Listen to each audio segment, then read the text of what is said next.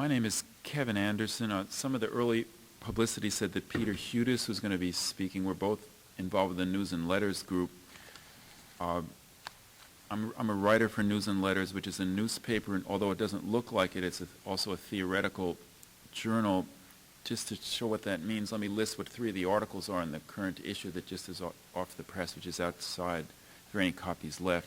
We have a large article on Iran's internal opposition and Bush's war threats, written by an Iranian feminist with inside knowledge of Iran, part of which discusses Danny Postel's book on Iranian intellectuals. We also have a first-hand report from Purdue University's anti-sweatshop hunger strike at the end of last semester. And then we also have an article on Marx's concept of revolutionary humanism in the form of a critique of Michael Lowy's book, The Theory of Revolution in the Young Marx, which was translated into English recently. I write for News and Letters. I'm also a political scientist and sociologist at Purdue University. My latest books, which were I did with each was a co-project. One is Foucault and the Iranian Revolution, and the other is the Rosa Luxemburg Reader. I'd like to say a little bit about the nature of imperialism and anti-imperialism in my opening comments here. Imperialism is a system of domination by powerful nations over smaller and weaker ones for the purposes of exploitation and competition with other imperialist powers. It is not a conspiracy by evil leaders, but product of a social and economic processes rooted in the very structure of capitalism as outlined in Marx's Capital, Volume 1. I think it has at least 3 aspects, more than this, but here are 3 major aspects of imperialism. 1, economic. Modern capitalist imperialism seeks to dominate the globe for purposes of obtaining and securing markets, obtaining and securing cheap labor supplies, obtaining and securing crucial raw materials. It is associated with modern capitalism, this form of imperialism, whose quest for value and which later takes the form of profits, is the source of the drive for imperialism. Because capitalism doesn't want simply, continuing to create value, but greater and greater value, and that's why it's constantly pushing the frontier to where the cheap labor is. I mean, in the 19th century, breaking down in China and going into there, India, and so forth. Imperialism obviously has a political and military aspect. This is what everyone focuses on in the discussions of imperialism and the general media and general political discussion. This provides the security and the access for the economic imperialism to operate. We conduct wars to open up other societies to economic penetration for capital or to conquer and occupy them directly, but that's less and less of the direct conquest and occupation is unusual, that's part of why this war in Iraq is considered reckless, even by pro-imperialists. And thirdly, it's got a lot of attention in academia. In fact, it dominates academic discussions of imperialism in the last couple of decades. Cultural aspect. Culture serves to legitimate economic and political imperialism both through popular culture and through high culture. And again, it isn't a conspiracy or something like that, but it's the way that it operates.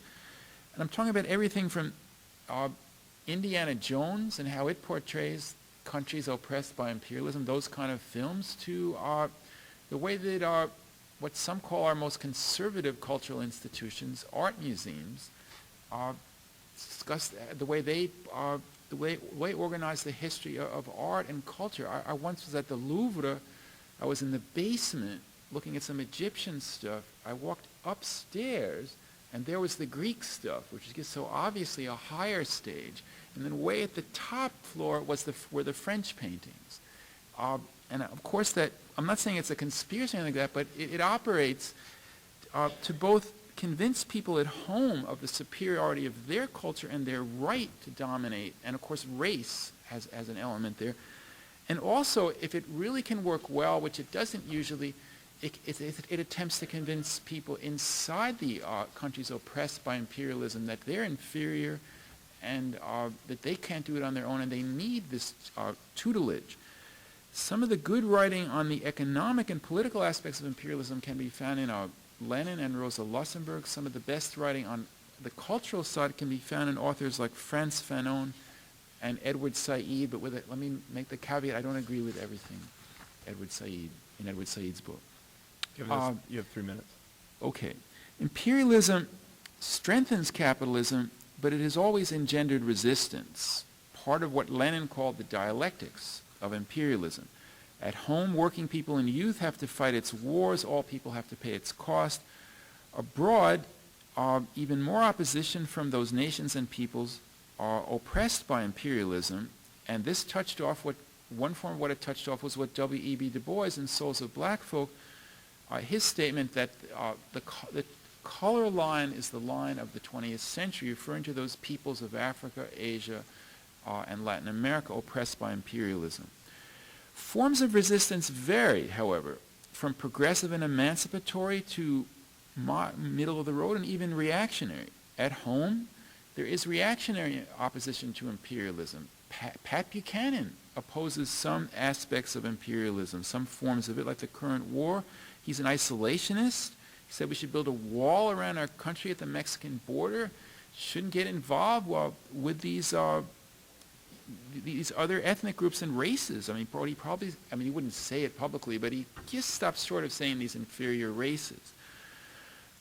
Most anti-imperialists at home, like all the good people in this room, are progressives, leftists, feminists, pacifists, civil rights activists, etc. Abroad, also, imperialism can sometimes be opposed by reactionary conservative groups and interests, Al-Qaeda, Iranian ayatollahs, Japanese shoguns, Serbian nationalists. More often, imperialism has been opposed by progressive movements, democratic nationalists, socialists, feminists, etc. It is important for anti-capitalists and anti-imperialists here in wealthy countries like the United States and those abroad in those countries directly oppressed by imperialism to work together under certain conditions. Let me give a couple examples. The divestment movement from South Africa here at home alongside the battle of the ANC in South Africa in the 1980s. Groups here in the United States in the same period that opposed Reagan's Contra War and supported the Sandinistas in Nicaragua.